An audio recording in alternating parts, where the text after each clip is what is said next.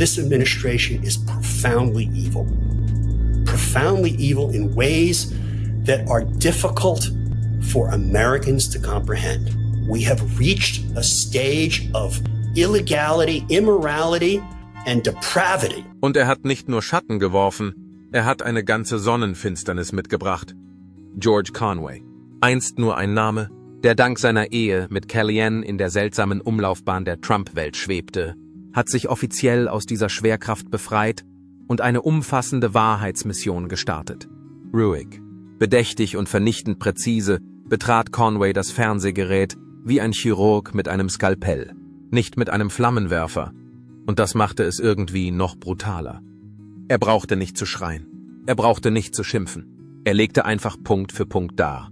Wie Trumps Präsidentschaft weniger eine Regierungszeit als vielmehr ein 4 Jahre andauernder Wutanfall war. Corruption? Abgehakt. Inkompetenz? Doppelter Check. Aushöhlung der Demokratie mit einer Prise Narzissmus? Täglich heiß und frisch serviert. Und jetzt? Lasst uns eintauchen. Und das Beste daran, er hat es nicht nur persönlich gemacht, er hat es unbestreitbar gemacht. Fakten, Village, Logic. Conway kam bewaffnet. Und Trump hatte nichts als sein übliches Ablenkungsmanöver parat. Die gleiche müde Routine. Alle anderen zu beschuldigen und das ewige Opfer zu spielen. Es ist schon erstaunlich, dass einer der schärfsten Takedowns nicht von einem politischen Rivalen, einem Journalisten oder einem Late-Night-Moderator kam, sondern vom Ehemann von Trumps eigener ehemaliger Beraterin. Das ist wirklich poetisch. There was a bipartisan immigration bill that was going to try to fix some of this stuff. And Trump didn't want to fix it.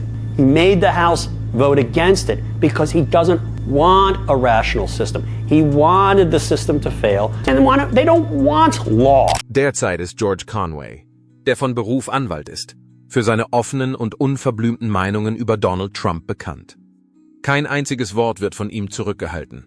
Im Gegenteil, er hat kein Interesse daran, diplomatisch oder höflich zu sein.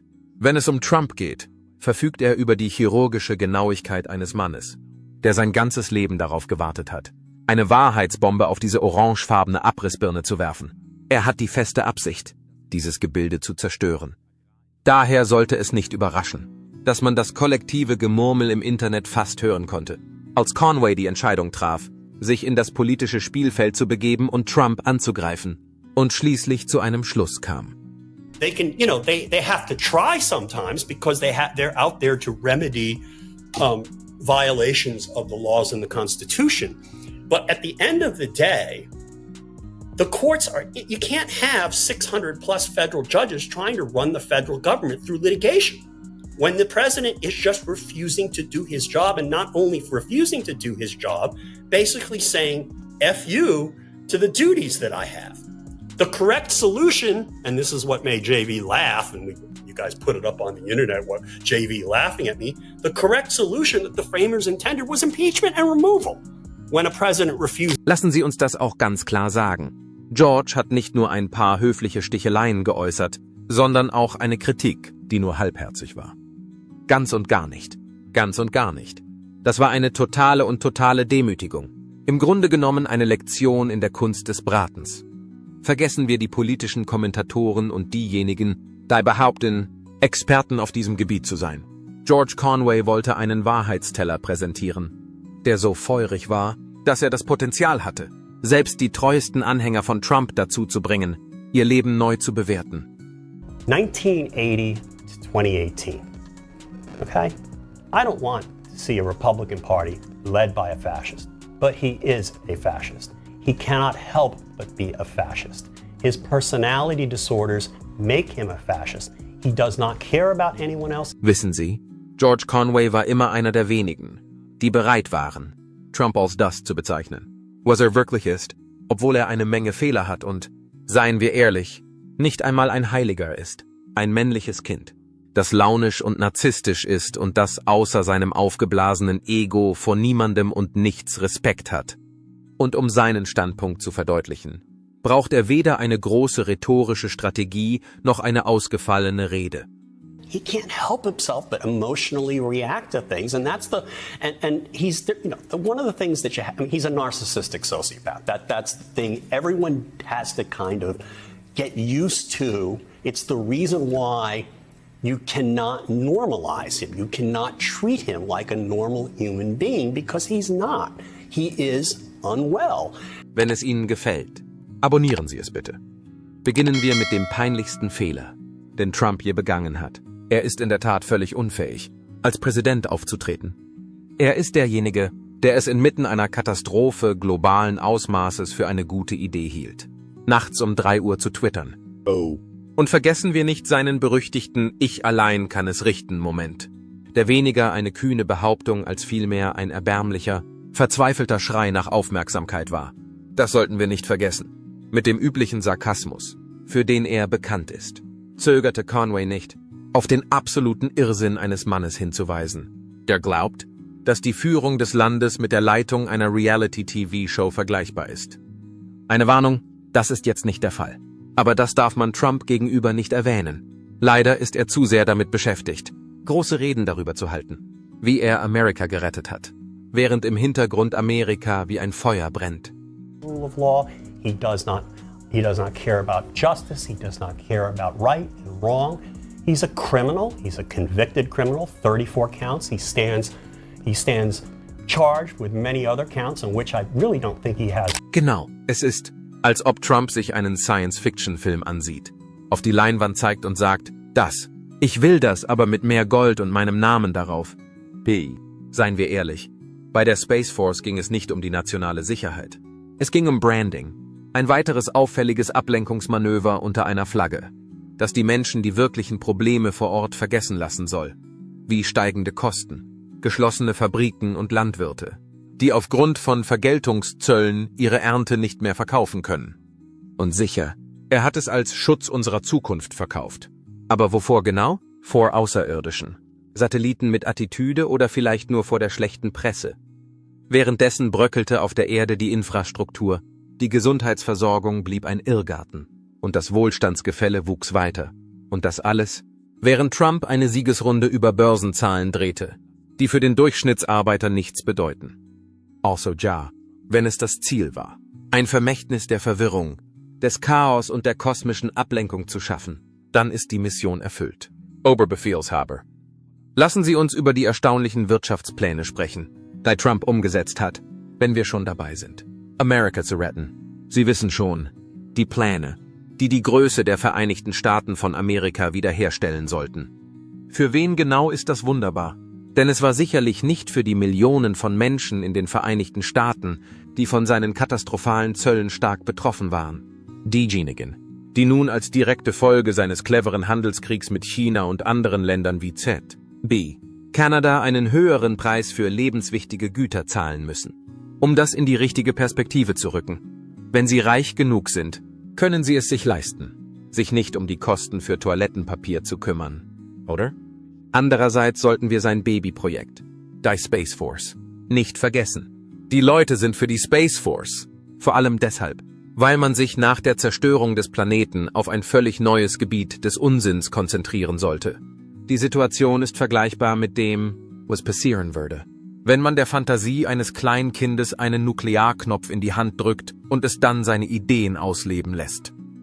What do you know about the OPM and OMB, and they're just like offering people, not buyouts. Buyouts is a misnomer. They're basically just like, we're going to pay. I mean, they're kind of, it's a combination of Project 2025 and shit coming out of Elon Musk's ass. Yeah. Just forgive my language. Doch wenden wir uns wieder dem wahren Star dieses Bratens zu, nämlich George Conway. Der politische Disput, der hier stattfand, war kein normaler, bei dem sich beide Seiten in einem chaotischen Durcheinander gegenseitig anschreien. Conway hingegen kam mit dem Feingefühl eines erfahrenen Kochs, der eine Mahlzeit zubereitet, mit einer langsamen und genauen Annäherung und mit dem richtigen Maß an Stachel. Und wenn wir ganz ehrlich sind, machte die Tatsache, dass es so friedlich war, die Sache noch tragischer. Der Versuch, Trump in ein Netz von Widersprüchen zu verstricken, war nicht etwas, das Conway ständig tat. The psychopath, because I thought he couldn't win. I just thought that, if all of us pitched in, things would turn out just right. Now the problem is, he's back. Yeah. And I'm convinced that even if the American people get their act together on him. And they're starting to realize that. I mean, there was this great article, I hate to say great article in Axios, but it was actually a great article. Seine Kritik bezog sich weder auf die typische Wäscheliste der lächerlichen politischen Maßnahmen, die Trump umgesetzt hat, noch auf die Skandale, die ihn wie ein Schatten verfolgt haben. Nein, George hatte etwas zu sagen, das viel tiefgründiger war. Trump verfügt nicht über die notwendigen Qualitäten, um eine Führungspersönlichkeit zu sein. Er ist nicht nur inkompetent in seiner Arbeit. Er hat keine Ahnung, was es braucht, um eine echte Führungspersönlichkeit zu sein. Er ist völlig unfähig, das zu begreifen. Er hat keine Ahnung, wie man mit anderen zusammenarbeitet, wie man schwierige Entscheidungen trifft oder wie man eine Diskussion führt, ohne sie in eine Theateraufführung zu verwandeln. Sein ungebrochener Narzissmus spiegelt sich unmissverständlich in jedem seiner Worte und jeder seiner Handlungen wider. Trump ist ein männliches Kind im Anzug, das im Weißen Haus verkleidend spielt und dabei den Anschein erweckt, er wisse, was er tut. Er ist kein Anführer. Far along there. And then I just started having this queasy feeling like I don't really want to work in this administration because I was just watching the shit show that was going on with the Russia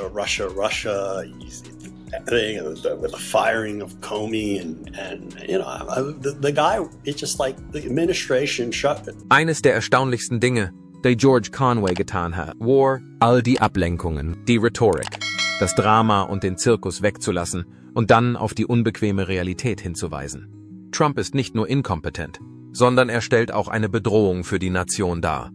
Dass er damit immer wieder durchkommt, zeugt mehr von der Show, die die Politik darstellt, als von echtem Können. Es war nicht nur Conway, der ihn kritisierte. Auf eine Art und Weise, zu der niemand sonst den Mut hatte, enthüllte er die Wahrheit. Es ist eine etwas harte Wahrheit, die in den feinsten Widerhaken verpackt ist. Die Tatsache, dass sie so unglaublich stark war, ist darauf zurückzuführen. Die Tatsache, dass Trumps gesamte politische Karriere nicht auf einem Fundament von Werten oder gar tatsächlichen Erfolgen beruht, ist etwas, dessen sich Conway wohl mehr als jeder andere bewusst ist. Vielmehr ist sie auf einer instabilen Mischung aus Unwahrheiten, Selbstdarstellung und einem atemberaubend unangebrachten Gefühl der Überlegenheit über sich selbst aufgebaut. Trump hat es sich zur Aufgabe gemacht, jedem, der es hören will, zu beweisen, dass er der größte Präsident in der Geschichte der Vereinigten Staaten ist, obwohl es auf Schritt und Tritt Beweise für das Gegenteil gibt.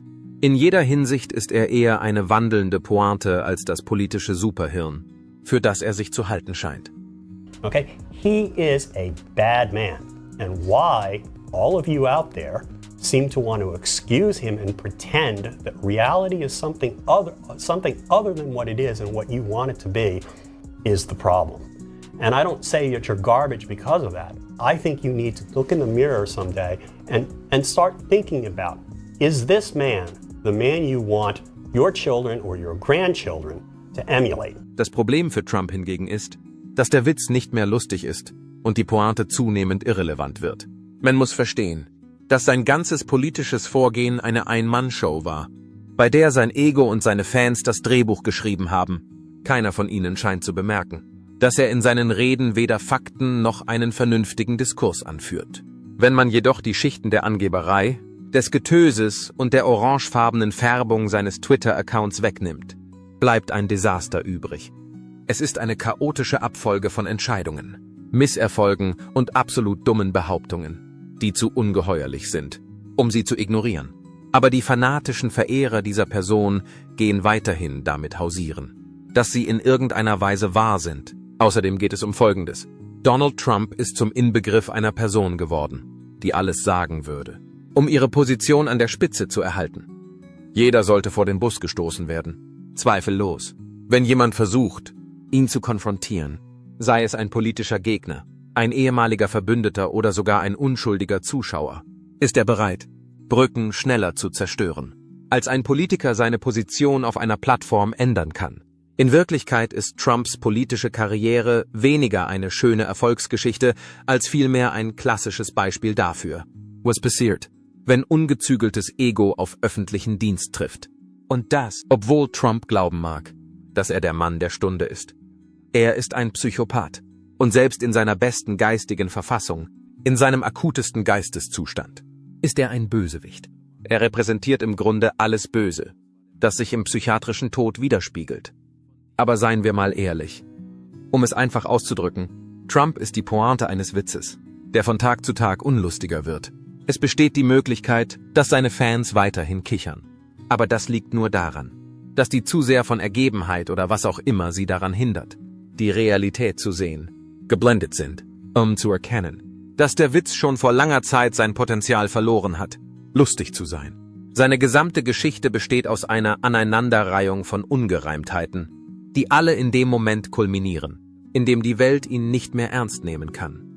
Trotzdem hält er weiterhin an der Vorstellung fest, dass er eine Art großer Anführer ist, obwohl er derjenige ist, der den Scherz durchsetzt. Extreme loud, ungestüm und völlig losgelöst von der Welt um sie herum. Trump ist so sehr mit sich selbst beschäftigt, dass er eine riesige Show daraus gemacht hat, seinen Namen auf jedem Gebäude prangen zu lassen, das er finden konnte. Und wenn er nicht gerade damit beschäftigt war, seinen Namen auf die Dinge zu kleben, versuchte er, alle daran zu erinnern, wie stark er ist, als ob das irgendwie die offensichtlichen Ängste kompensieren würde, die er hat. Nur eine Vorwarnung.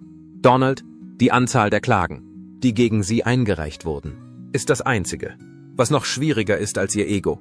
Es war unvermeidlich, dass Conway es nicht lassen konnte, einige von Trumps bizarreren Aktionen anzusprechen, wie etwa seine ständigen Ausbrüche auf Twitter. Das heißt, die, in denen er auf jeden einprügelt, der sich erdreistet, etwas zu sagen, womit er nicht einverstanden ist. Nein, im Ernst, hätte Präsident Trump nur halb so viel Zeit damit verbracht, sich auf echte Probleme zu konzentrieren, wie er es mit seinen Twitter-Tiraden getan hat, wären wir jetzt vielleicht nicht in dieser Situation. I think everybody overthinks this guy. There is no strategy. There is no thought. And the brand is just him. He lives in this world where there's just him.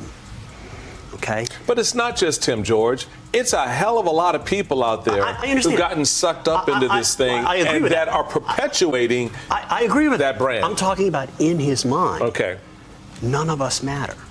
Those people don't matter. They're not real people. He doesn't care what happens to them. If they show him adulation and they do what his bidding, that's good. If they don't do his bidding, he will destroy them. He will discard them. None of us, in his mind, okay, he's someone, as a man with no empathy, a man with no conscience, it's just him. Wir alle wissen jedoch, dass Trump nicht nach Antworten sucht.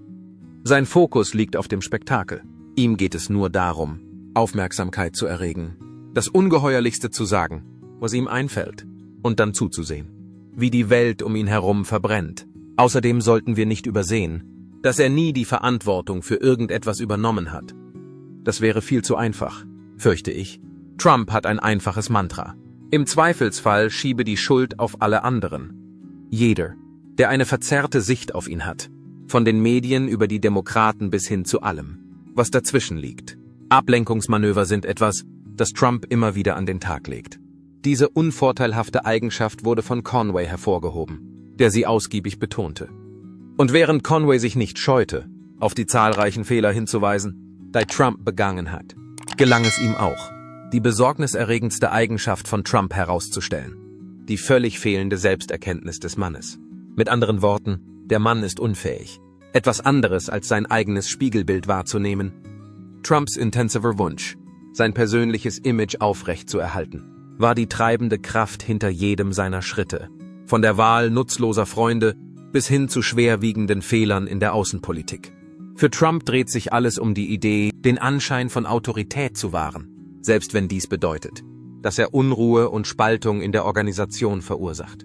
He's a psychopath, and even at his mental best, at his most acute mental state, he's a bad guy. He's basically represents all that is evil, as reflected in psychiatric. Oh nein, das ist nicht sein Stil.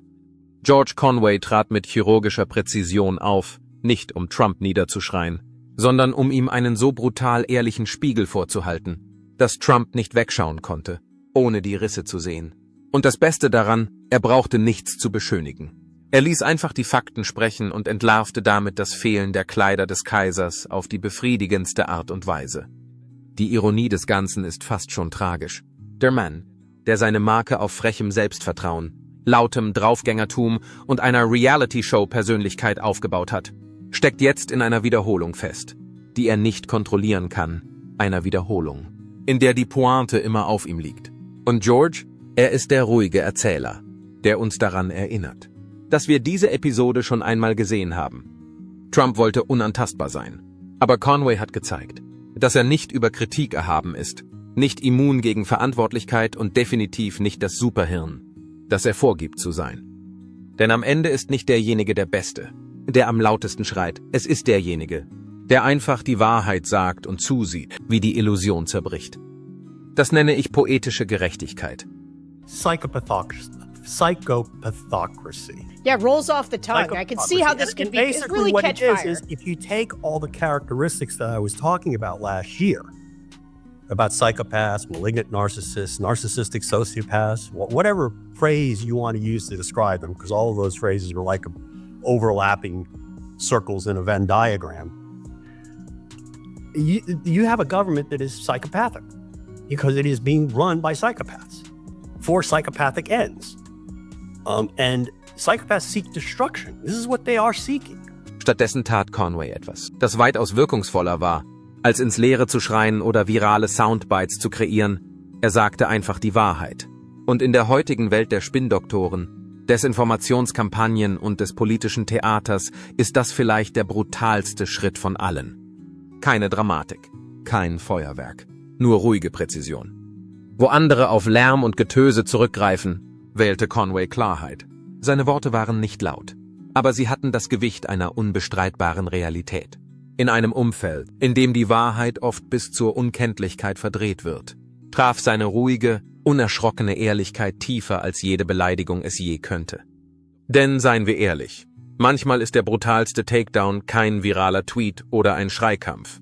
Es ist einfach die Wahrheit zu sagen und sie in der Luft hängen zu lassen, so dass die Leute nicht wegschauen. George Conway hätte seine Stimme nicht erheben müssen.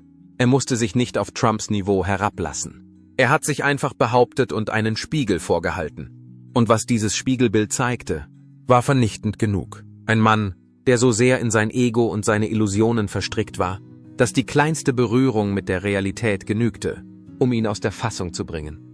In einer Zeit, in der jeder ein Narrativ vorantreibt, hat George nur ein Narrativ aufgedeckt. Keine Spielereien, keine Spielchen, nur Fakten, ungefiltert und unbeirrt. Und genau das ist es, was seine Worte letztlich zum Klingen bringt, denn es ging nicht darum, den Moment zu besitzen. Es ging darum, die Wahrheit zurückzufordern. Er ist die Definition. Wenn es eine Diagnose für das Böse gibt, dann ist es die von Donald Trump. Er ist ein bösartiger Narzisst. Dieser Begriff wurde von einem Psychologen namens Erich Fromm geprägt. Ich glaube, es war in den 1950er Jahren. Erich Fromm versuchte, die psychologische Beschaffenheit der schlimmsten Menschen der Welt zu erklären. Der Hitler, der Stalins, und das tat er. Er sagte im Grunde nur, dass die Haupteigenschaft dieser Menschen extremer pathologischer Narzissmus ist. Es geht nur um sie. Da haben Sie es also. George Conway hat Donald Trump nicht nur kritisiert, er hat ihn Stück für Stück demontiert. Mit beißender Klarheit und unnachgiebiger Präzision hat Conway den Lärm durchbrochen und enthüllt, was so viele viel zu lange verschwiegen haben. Trump ist ein Mann, der für das Amt, das er einst innehatte, zutiefst ungeeignet ist und nicht von Prinzipien oder Patriotismus angetrieben wird, sondern von einem unstillbaren Bedürfnis nach Bestätigung und Kontrolle. Dies war nicht nur ein Braten, es war eine Abrechnung. Trump, der seine gesamte Persönlichkeit auf Prahlerei, Angeberei und der Illusion von Erfolg aufgebaut hat, wurde bloßgestellt, nicht von einem politischen Gegner, sondern von einem konservativen Anwalt, der einst in seiner Ecke stand. Und genau das macht Conways Kritik umso verheerender. Sie kam von jemandem, der das System kennt, der weiß, was auf dem Spiel steht. Und, was am wichtigsten ist, der Trumps Spielbuch in- und auswendig kennt. Auch wenn Trump zweifellos noch ein paar aus der Fassung geratene Posts abfeuern, kleinliche Beleidigungen ausstoßen oder eine weitere Verschwörung erfinden wird. Um von der Wahrheit abzulenken, ist der Schaden bereits angerichtet. Die Maske ist verrutscht und das Image, das er sich so hart erarbeitet hat, der harte Kerl, der Dealmaker, das Genie, liegt nun unter dem Gewicht von Conways sehr öffentlicher Demontage in Trümmern. Am Ende des Tages hat George Conway Trump nicht nur herausgefordert, er hat ihn übertrumpft. Er hat der Welt gezeigt, dass man nicht schreien muss, um autoritäres Getöse zu widerlegen, nur eine ruhige Stimme, klare Fakten und den Mut, der Macht, die Wahrheit zu sagen. Und damit hat er uns alle daran erinnert, dass selbst der lauteste Tyrann zum Schweigen gebracht werden kann, wenn sich jemand endlich weigert, mitzuspielen. Was denken Sie also? Wurde diese Geschichte inszeniert? Oder ist jemand einfach zu weit gegangen? Geben Sie eine 1 für 100% echt oder eine 0 für total abgekartet ein. Wenn Ihnen das Video gefallen hat, vergessen Sie nicht, es zu mögen, zu abonnieren und mit jemandem zu teilen, der diesen explosiven Moment sehen muss. Bis zum nächsten Mal, bleiben Sie neugierig, bleiben Sie mutig und bleiben Sie bei uns, um weitere Videos über Trump zu entdecken.